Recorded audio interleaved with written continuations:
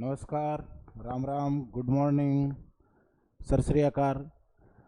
मैं भरत खांडल आपके अपने यूट्यूब चैनल एसबी क्लासेस में आज मैथ का सेकंड पेपर एसएससी जीडी के लिए लेके आया हूं। आज हम, जैसा कि हमें पहले से पता है कि हम प्रीवियस ईयर जो क्वेश्चंस हैं उनके बेस के जो मॉडल पेपर है वो रोज़ हम इसकी सीरीज़ शुरू कर रहे हैं। इस सीरीज़ में हमारा पहला एक क्लास आ चुका है मैथ्स का सेकंड क्लास आज हम शुरू करने जा रहे हैं और सभी लोगों से निवेदन है कि एक साथ सारे जुड़ जाएं और इस कड़ी के अंदर अपन सबसे पहले सवाल को देखते हैं बिना वक्त को गवाए।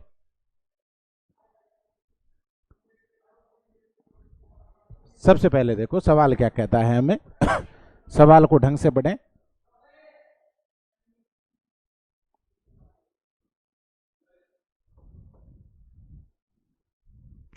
हाँ जी, एक कार्य को 18 दिन में पूरा कर सकता है। ए और बी दोनों एक साथ कार्य करते हुए उसी कार्य को 8 दिन में पूरा कर सकते हैं, जबकि बी और सी एक साथ कार्य करते हुए उसी कार्य को 6 दिन में पूरा कर सकते हैं। ए बी सी एक साथ कार्य करते हुए उसी कार्य को कितने दिन में पूरा कर सकते हैं? चलो पेन आपको दिखाई दे रहा है, ठीक है। सुनो, हमें क्या कहा गया है, ए 18 दिन में पूरा कर सकता है। ए प्लस बी दोनों मिलके 8 दिन में पूरा कर सकते हैं। बी प्लस सी दोनों मिलके कितने दिन में पूरा कर सकते हैं? 6 दिन में। तो जैसा कि मैंने आपको लास्ट क्लास में बताया था, सबसे पहला काम है अपन इसका एलसीएम निकालेंगे या कुल काम बोल सकते हैं। तो 18, 8 और 6 का एलसीएम कितना होगा? 72, 72। तो 18 इंटू 4 72 और अच्छा देखो, मैं एक बार दोबारा रिपीट कर देता हूं जो नए बच्चे हैं। एलसीएम 72 है, फिर अपन निकालेंगे एक दिन का काम, 1 डे वर्क। वो कैसे निकलता है? LCM upon number of days, कितने दिन लग रहे हैं। तो एलसीएम 72 था और नंबर ऑफ डेज 18 इसको लगे, तो आंसर कितने आ गए अपने? 4। यानी 4 काम पर डे ए अकेला कर सकता है। ए और बी दोनों मिलके वही 72 बटा हुआ 8 इसमें करेंगे तो 9 काम करते हैं। बी व सी 6 दिन में काम पूरा करते हैं, तो ये आ जाएंगे 12 काम पर डे। देखो सवाल में क्या पूछा गया, ए बी सी तीनों एक साथ मिलके कितने दिन में करते हैं।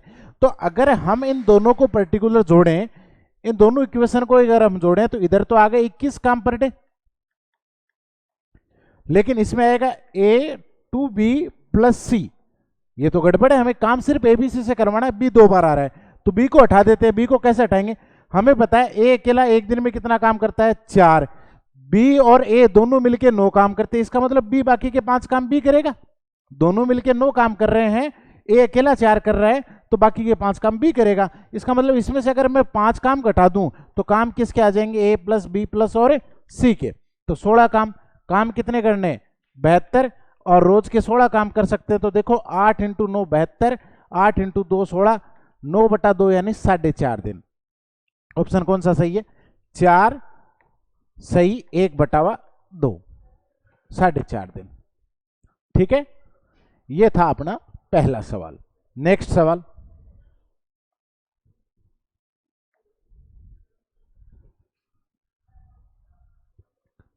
क्वेश्चन पढ़ो भाई सारे एक बार। 2 ट्रेनें एक ही समय में 2 स्टेशनों से चलना प्रारंभ करती हैं, क्रम से 40 किलोमीटर प्रति घंटा और 45 किलोमीटर प्रति घंटा की चाल से एक दूसरे की ओर बढ़ती हैं। जब वे मिलती हैं तो पता चलता है कि एक ट्रेन ने दूसरी ट्रेन से 20 किलोमीटर अधिक दूरी तय की है। दोनों स्टेशनों के बीच की दूरी ज्ञात करो। ऑप्शन है आपके 400, 310, 395, 390। ऑप्शन में मिस्टेक है, चाहो तो मैं एक और लिख देता हूं, वरना इनको करेक्शन कर लेते हैं। 340। देखो सबसे पहले ऐसे क्वेश्चनों में क्या करना है, आपको दोनों की चाल जोड़ लेनी है। S1 प्लस S2, नीचे दोनों का डिफरेंस S1 माइनस S2, और इनटू जितने किलोमीटर की दूरी आपने तय की है, अधिक तय की है, वो आपको यहां इनटू में रख देना है। डायरेक्ट आपके दोनों के बीच की दूरी आ जाएगी। सबसे पहले चाल कितनी है दोनों की? एक की 40 और एक की 45 है, और दोनों का डिफरेंस 40 माइनस 45 है। 45 माइनस 40, डिफरेंस के अंदर प्लस माइनस नहीं होता, अंतर का मतलब होता है जो भी डिफरेंस आपका है वो पॉजिटिव ही आएगा। किलोमीटर 20 अधिक तय किए हैं, इसने दे रखा है। तो 95/5 इंटू 20, 5 से कितनी बार ओ सॉरी 85 थोड़ा फ्लो में चिपक गया भाई, ये 85 आएगा। और ये कितना आ जाएगा 17 इंटू 20 कितने आ जाएंगे 340। तो अपना जो नया ऑप्शन अपन ने लिखा था 340 इसके सही आंसर है। ठीक है, चलो भाई नेक्स्ट अगले क्वेश्चन की ओर तंत्र। एक स्टोर 4 खरीद 1 मुफ्त पाए प्रमोशन स्कीम चला रहा है। अच्छा, ये कह रहा है बाई 4 गेट 1 फ्री, तो हमें एक एक्स्ट्रा चीज मिल रही है तो शुद्ध छूट। देखो आप ये देखो टोटल आपके पास कितना माल आ रहा है 5 आ रहा है, उनमें से फ्री कितना है 1 है, और आपको इस चीज को परसेंटेज में ज्ञात करना है, तो इंटू 100 करेंगे तो कितना आ जाएगा 20%। That is option B. बहुत इजी सा सवाल है। देखो हम जो मॉडल पेपर आपके लिए लेके आए उन सब में खास बात क्या है, आप एग्जाम दे के आए हो, जो पिछले एग्जाम दिया था उसके अंदर आपके 3 शिफ्टें आई थी। इजी शिफ्ट, इजी एग्जीक्यूशन भी आए, कई शिफ्ट बहुत इजी होती है जिनका नॉर्मलाइजेशन स्कोर बहुत कम होता है, और दूसरा अपना जो आता है वो हार्ड शिफ्ट आता है, टफ आया था, उसके अंदर आपको नॉर्मलाइजेशन अंक बहुत ज्यादा बड़े थे। हम जो ये पेपर लेके आए हैं वो पेपर हैं इजी, मॉडरेट और हाई लेवल के जो क्वेश्चंस हैं उन सबको मिक्स करके एक ही भी जो मॉडल पेपर है उसके अंदर हम इजी क्वेश्चन भी डालेंगे, इजी शिफ्ट वाले भी, हार्ड शिफ्ट वाले भी, और जो मीडियम वाले भी हैं। रीजन इसके पीछे ये है कि आपका जो एग्जाम हो तो क्या पता आपका जो एग्जाम हो इजी शिफ्ट में हो, और अगर हम हार्ड की तैयारी करके जाएं तो इजी में आप गड़बड़ हो जाएगी, और अगर आपने हार्ड जो शिफ्ट है वो अटेम्प्ट किया है और इजी की तैयारी करके गए तो भी गड़बड़ हो जाएगी। तो हमें क्या सबकी प्रैक्टिस होनी चाहिए, इजी हार्ड मिक्सअप। तो ये जो जितने भी क्वेश्चन है उन सब में सारे मिक्स होंगे आपके। नेक्स्ट अगले क्वेश्चन की दुकान। एक दुकानदार एक सोफा सेट 12% की छूट देकर इसे 17,776 रुपए में बेचता है। सोफा सेट का अंकित मूल्य ज्ञात करो। देखो आपकी जो छूट दी जाती है वो हमेशा किसके ऊपर दी जाती है, अंकित मूल्य पर। किस पे दी जाती है, अंकित मूल्य के ऊपर दी जाती है। तो अंकित मूल्य यहां दे नहीं रखा तो अपन अंकित मूल्य या एमआरपी मान लेते हैं, 100 मान लेते हैं। और अगर इसको 12% की छूट पे बेचा है तो एसपी कितनी होनी चाहिए, 88% या 88 मान लो। जबकि लेकिन वो क्वेश्चन वाला क्या कह रहा है 17,776, तो 1 इक्वल टू निकालो अपॉन 88, इसको काटेंगे ये 11 से 8 बार, 11 से आ जाएगा 1616 बार, तो ये आ जाएगा 202। ऐसे सवाल में ध्यान रखना डायरेक्ट 22 कर दोगे तो यहाँ पे बीच में भाग नहीं जा रहा, 8 दूनी 16, फिर 1 उतारेंगे अब भी भाग नहीं जा रहा है तो टूटे भाग के शून्य आएगी। समझ गए बात को। और 100 इक्वल टू कितना हो जाएगा, 2 जीरो लगा दो भैया इसके आगे, मतलब कितने हो जाएगा 20,200। अपना ऑप्शन ए सही है। ऐसे सवाल में विशेष ध्यान रखना, फ्लो में के अंदर आप 22 मत कर देना बस। नेक्स्ट अगले सवाल की ओर बढ़ते हैं।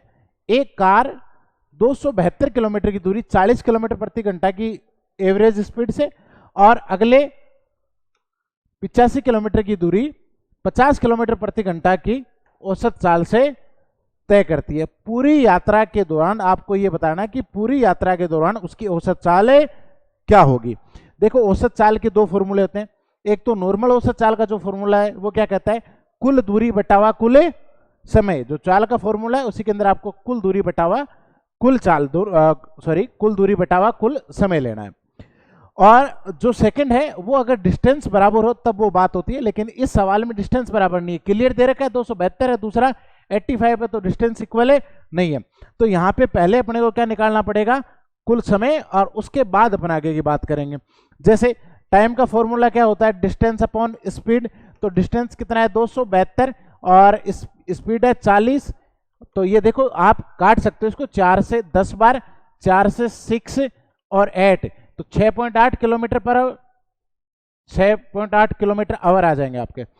ये T1 हो गया। T2 भी निकाल लेते हैं। डिस्टेंस कितना है उसका 85 बटावा उसको टाइम कितना लग रहा है 50, 5 से काटो 17 बार, 5 से 10 बार, ये आ जाएगा 1.7 आवर्स। टोटल टाइम कितना लग गया 8.5 आवर्स। टोटल डिस्टेंस कितना है आप जोड़ दो 272 प्लस 85 और बटावा आपको पता मैं लिख दूं यहां पे, एवरेज स्पीड का फॉर्मूला होता है total distance upon total time, upon total time. और टोटल टाइम लगा अपने को 8.5। अब अगर हम मैं जोड़ूं इसको 272 और 85 को अगर मैं जोड़ता हूं तो कितने आ गए अपने भाई? 357 बटावा 8.5। देखो आप ऐसे सवालों के अंदर आप कैसे कैलकुलेशन कैसे करते हो, आपको पता है 85 जोड़ना थोड़ा सा आपको शायद मुश्किल लग सकता है, आप सीधा सीधा ये जोड़ दो, 80 जोड़ दो, और आपको पता है 8 7 15 होता है, जिस हिसाब से 8 7 15 होता है उसके हिसाब से ये अपन कह सकते हैं कि ये 270 प्लस 80 है, वो कितने हो जाते हैं? 350, और 5 और 2 7। एक सिंपल सी बात है, अगर मैं इसको डिवाइड करता हूं तो इतने अपने आंसर ये इससे कितना आ जाएगा? 10 बार, 5 से 2 बार, 5 से 17 बार, 17 इंटू 34, और ये आ गया 42 किलोमीटर पर आवर। ये इसकी एवरेज स्पीड है,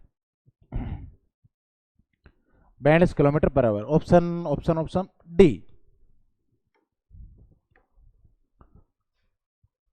नेक्स्ट, मोहन और रमेश मिलकर एक कार्य को 15 दिन में पूरा कर सकता है। सवाल पढ़ो भाई। मोहन और रमेश एक कार्य को मिलकर एक कार्य को 15 दिन में पूरा कर सकते हैं,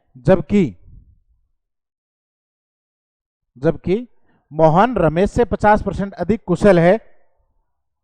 मोहन रमेश से 50% अधिक कुशल है, तो मोहन द्वारा कार्य को पूरा करने में लिया गया समय ज्ञात करें।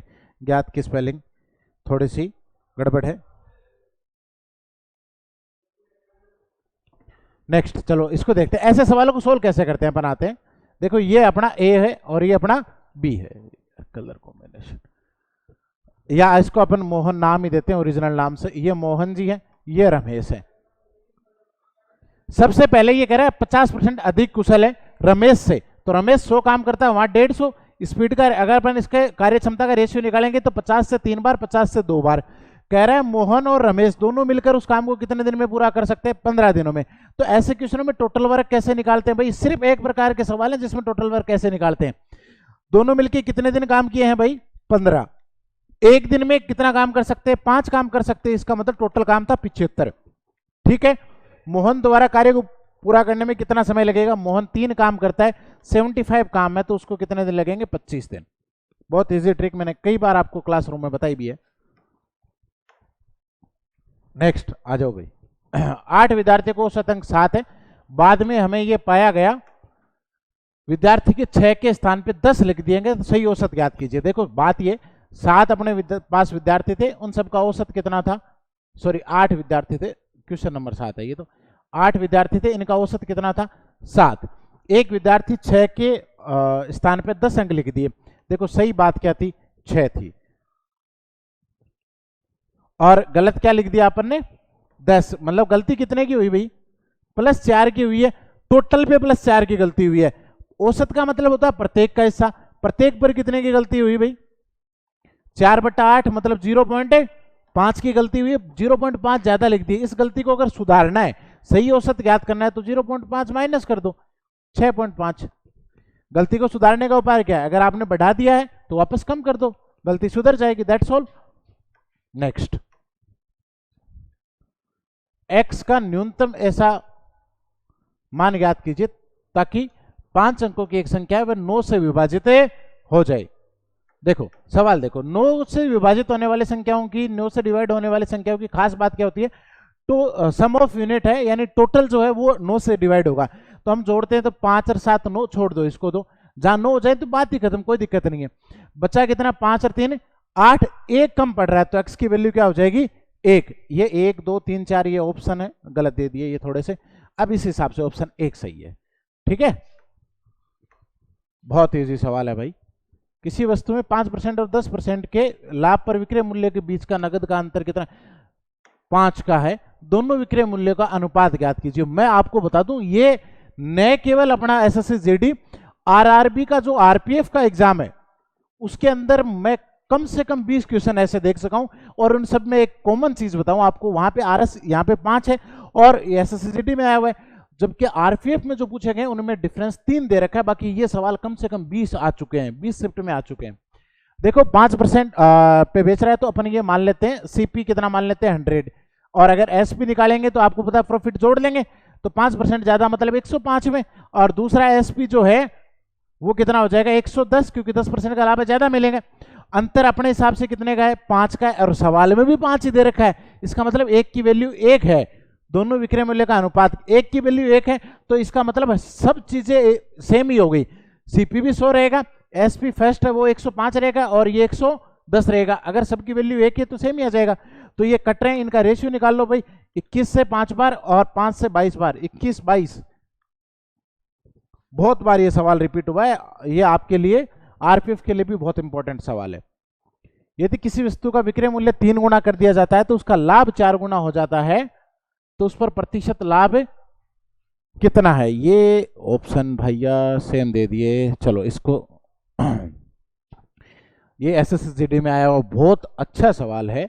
देखो इसमें अपन सीपी कितना मान लेते हैं 100, वो एसपी के बारे में कुछ नहीं कर रहा है तो अपन एक्स मान लेते हैं, और ये 100 से अबव होगा क्योंकि प्रॉफिट हो रहा है भाई। तो यहां पे मुझे ये बताओ प्रॉफिट कितना हुआ? प्रॉफिट हुआ x माइनस 100, ठीक है। उसने कहा जैसे ही मैं सीपी को 3 गुना करता हूं, ये आ जाएगा अपना 3x कर दिया हमने, नया अपडेट कर दिया भाई, तो लाभ 4 गुना हो जाएगा। अपना जो प्रॉफिट है वो कितने गुना हो जाएगा? 4 गुना प्रॉफिट है इसके अंदर हमें मिलेगा। अब बताओ 4 गुना पहले कितना मिल रहा था? x माइनस 100, तो ये कितना आ जाएगा? 4x minus 100। आप चाहो तो इसको खोल सकते हो, बाकी अभी तक इसको यही रखो। अब वो क्या कह रहा है? लाभ 4 गुना हो जाता है, तो हमें क्या ज्ञात करना है? लाभ का प्रतिशत ज्ञात करना है। देखो कायदेशीर अगर मैं बोलूं, अब लाभ ये होना चाहिए, हमने सीपी चेंज किया, सॉरी एसपी चेंज किया, सीपी तो वही है, तो लाभ होना चाहिए वर्तमान में 3x माइनस 100, लेकिन वो कह रहा है कितना आ रहा है? अब इसको खोल लो प्रॉफिट को, 4x माइनस 400 खोलेंगे, इससे भी मल्टीप्लाई इससे भी मल्टीप्लाई, लेकिन देखो ये कह रहा है 4 गुना प्रॉफिट हो रहा है, मतलब अब ये होना चाहिए। कायदे से ये है कि आप जो भी आपका एसपी उसमें से सीपी घटाओ तो ये होना चाहिए। कर लो एक्स एक्स एक साइड कर लो, देखो दोनों की सेम संख्या है तो हमेशा क्या होता है? डिफरेंस लिया जाता है। 4x और 3x का डिफरेंस x, यहां पे भी क्या सेम है, यहां पे भी क्या है? सेम है। सेम है तो दोनों का डिफरेंस ले लो, ये भी माइनस है ये भी माइनस, तो डिफरेंस कितना आया भाई? 300 आया। इसका मतलब है अपना एसपी है 300, बताओ 100 की चीज 300 में बेच रहा है, प्रॉफिट 200 का, और परसेंट 100 की बात कर रहे हैं हम, तो 200% ही होगा। ऑप्शन डी आपका राइट होगा। थोड़ा सा गड़बड़ है भाई, ये हम क्विट करते हैं इसको। नेक्स्ट, 1200 रुपए में खरीदी गई एक वस्तु क्यू को 15% के लाभ पर बेचा जाता है, फिर क्यू ने इसे आर को 1499 रुपए में बेच दिया, 1449 रुपए में बेच दिया। क्यू का लाभ प्रतिशत, अब देखो क्यू के लाभ परसेंट की अगर मैं बात करूं तो इसके लिए हमें यह पता होना चाहिए कि क्यू का सीपी कितना है। क्यू का सीपी कैसे निकाल लें? इसने ये पता है क्यू को कितने में पड़ी, सीपी ऑफ क्यू, क्यू का सीपी, सीपी किसके लिए? क्यू के लिए कितना होगा? 1200 की थी और पी ने इसे 15% के लाभ पे बेचा है, तो अपन 115/100 कर देंगे, सिंपल बात है। ये कितने आ जाएंगे भाई? आपका 1380 रुपए।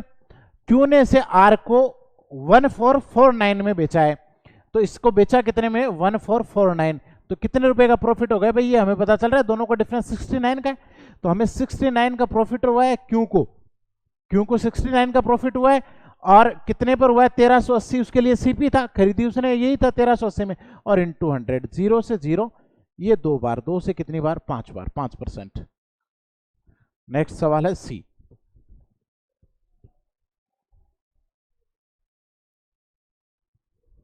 थोड़ा सा यहां ठीक रहेगा।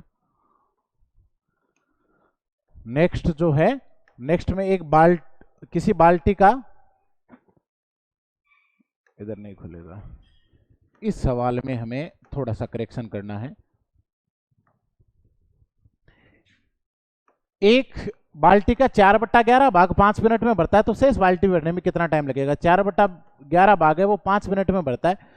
आप ये देखो पूरी बाल्टी यानी एक भाग कितने में भरेगा? 5 × 11, ऊपर चले जाएंगे 4 नीचे, 55/4 मिनट में भर देंगे। पॉइंटों में निकालने की आवश्यकता नहीं क्योंकि ये फाइनल आंसर नहीं है। शेष बाल्टी का मतलब है 11 में से 4 भाग भर चुके हैं, तो 11 में से 7 भाग बाकी रहेंगे। आपको पता है जब पूरा भाग इतने में भर रहा है, 7/11 ही भाग भरना है, तो टाइम भी जो पहले लग रहा था उसका 7/11 लगेगा। 11 से 5 बार 35/4, लेकिन ऑप्शन मिनट और इसमें दे रखे, तो ये आपके 8 मिनट करेक्ट हो गए। और 32 और ये 3/4 बचता है। इसको अगर मैं सेकंडों में चेंज करूंगा तो कितने आ जाएंगे? 45। 8 मिनट और 45 सेकंड। एक अनुपात ज्ञात कीजिए जिसके दोनों पदों का अंतर 45 है और प्राप्त मान, वह अनुपात अपने को ज्ञात करना है जिसका जो अंतर है, पदों का डिफरेंस कितना दे रखा है? 45 दे रखा है और प्राप्त मान के बराबर है 4/7 के बराबर है। इस सवाल में थोड़ा सा गड़बड़ है। 4/7 के बराबर, 4/7 के बराबर, देखो इसका मतलब है इन दोनों का रेशियो 4:7 होगा। अब देखो इस सवाल में देखो 4 से जो डिवाइड होने वाली संख्या ये है, आगे सोचने की जरूरत नहीं है, दोनों का डिफरेंस 45 है और 4 और 7 ही आएंगे। यदि एक ईंट की माप इतने इतने इतने सेंटीमीटर है और दीवार इतनी मोटी बनाने के लिए कितने ईंटों की आवश्यकता होगी? आपको पता है 3D के अंदर आपका लगेगा वॉल्यूम ऑफ जो बिगर शेप है, बड़ी आकृति का आयतन बटावा छोटी आकृति का आयतन, दोनों ही घनाभ के घनाभ के रूप में, क्यूबॉइड के रूप में LBH लगेगा। तो दीवार की लंबाई कितनी? 21 metre into 12 metre into 36 centimetre. सवाल को ध्यान से देखना। और ईंट की है 28 सेंटीमीटर, 18 सेंटीमीटर और 6 सेंटीमीटर। देखो सेंटीमीटर सेंटीमीटर कैंसिल, लेकिन मीटर की जगह तो इंटू 100 करना पड़ेगा ताकि सेंटीमीटर में हो जाए। दो ही सवाल है और कोई दिक्कत नहीं। 7 × 3 21, 7 × 4 28, 4 से कितनी बार आ जाएगा अपना? 3 बार आ जाएगा। 3 से कितनी बार आ जाएगा? 6 बार। 6 से 6 बार, 6 से 6 कैंसिल, तो क्या बचा? 3 इंटू और 100 इंटू 100 तो 30,000। Answer C. एक राशि साधारण ब्याज पर 5 वर्षों में 10,650 रुपए, 6 वर्षों में 11,076 रुपए हो जाती है, तो वह राशि ज्ञात कीजिए। इसके सवाल में ऑप्शन में गड़बड़ है जैसा टाइपिस्ट ने बताया था, और इनके अंदर करेक्शन आपका जो रहेगा वो लास्ट का जो ऑप्शन आपका दिया हुआ है वो कितना रहेगा? 8,520। चलो, तो 5 ईयर्स के अंदर कितने रुपए हो जाता है? 10,650 और 6 ईयर में कितना हो जाता है? 11,076। अब मुझे एक बात बताओ, 1 साल का ब्याज कितना है? 1 साल का ब्याज 1 ईयर इंटरेस्ट कितना है? दोनों का डिफरेंस 426 रुपए। अब आपको क्या करना है? 5 साल का निकालो ब्याज। 426 इंटू 5 कितने आ जाएंगे भाई? 21, 30, 30, 36 नहीं, देखो 26 इंटू 5 130 होते हैं। हाँ, 2130। अब अगर आपका 10,650 में से मैं अगर 5 साल का ब्याज घटा दूं तो आपका प्रिंसिपल आ जाएगा। ये तो टोटल अमाउंट है 10,650 है, उसमें से आपका 2130 अगर मैं घटा देता हूं तो क्या आ जाएगा अपना? क्या आ जाएगा भैया? प्रिंसिपल। और वो कितना आ जाएगा? 8,520। 8,520 मैं यहां भी लिख देता हूं, ये ऑप्शन में गड़बड़ थी। नेक्स्ट, एक व्यक्ति के वेतन में पहले 15% की वृद्धि होती है, उसके बाद 15% की कमी होती है, तो बताओ वेतन में शुद्ध परिवर्तन कितना हो? ऐसे कंडीशन में हमेशा जब भी सेम चीज बढ़ा के कम की जाए, उतने परसेंट बढ़ाया जाए, उतना ही परसेंट कम किया जाए, या उतना ही कम करके उतना ही बढ़ाया जाए, तो हमेशा कमी होती है। कमी कितनी होती है? जितना परसेंट हम जो कर रहे हैं उसका स्क्वायर अपॉन 100। तो यहाँ पे हम कितना कर रहे हैं? 15 इंटू 15/100, 225/100, 2.25। देखो कहाँ है ये? Option A. Done. Sonu 20 metre प्रति सेकंड की गति से एक कार चला रहा है। सोनू 936 किलोमीटर की दूरी कितने समय में तय करेगा? देखो ये बात अगर कर रहा है किलोमीटर में, तो ये भी किलोमीटर में होना चाहिए। चेंज कर लो इसको, मीटर प्रति सेकंड से किलोमीटर प्रति घंटा में जाने के लिए 18/5 से गुणा करते हैं, यानी 72 किलोमीटर पर आवर। ठीक बात है। किलोमीटर कितने? 936। उसके अंदर अगर मैं 72 का भाग दूंगा तो कितने आ जाएंगे अपने? 13 घंटे में से। एक समबाहु त्रिभुज जिसकी एक भुजा 9 इकाई है। सवाल, मैं थोड़ा सा सवाल ठीक करता हूं भैया। एक समबाहु त्रिभुज जिसकी भुजा ए इकाई है, सॉरी ए इकाई है, तो एक षष्ठभुज बनाने के लिए शीर्षों को काटा जाता है। तो षष्ठभुज का क्षेत्रफल। ऐसे सवाल में ज्यादा दिमाग लगाने की जरूरत नहीं है, ए स्क्वायर बटा हुआ 2√3 सीधा फॉर्मूला है। जो भी आपकी साइड है ए है तो ए स्क्वायर बटा 2√3, अगर 9 होता तो 9 स्क्वायर बटा 2√3, 10 होता तो 10 स्क्वायर बटा 2√3। ऑप्शन बी आपका राइट है। लास्ट सवाल, ये देखो मैं आपको सवाल थोड़ा सा लिख के बता रहा हूं।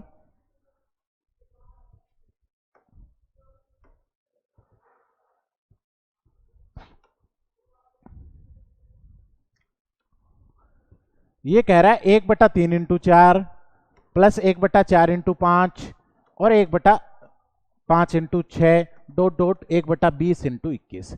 अब देखो इस तरह हम सोल्व नहीं कर सकते, लेकिन मैं अगर इस बात को ऐसे लिखूं 1/3 माइनस 1/4, जरा देखो एलसीएम कितना आ जाएगा 12 अगर एलसीएम आएगा तो आप क्रॉस मल्टीप्लाई से निकाल लो, 4 एकम 4 माइनस 3 1/12। क्या ये रिजल्ट सेम आ रहा है? यानी अगर मैं इस बात को ऐसे लिखूं 1/3 माइनस 1/4 कोई दिक्कत नहीं है, तो ऐसे इसको लिखूंगा 1/4 माइनस 1/5। ऐसे में अगर लिखते जाऊं 1/19 माइनस 1/20 पूरे आगे तक है 1/20 प्लस का चिन्ह दोनों के बीच में माइनस 1/21, कोई दिक्कत नहीं है।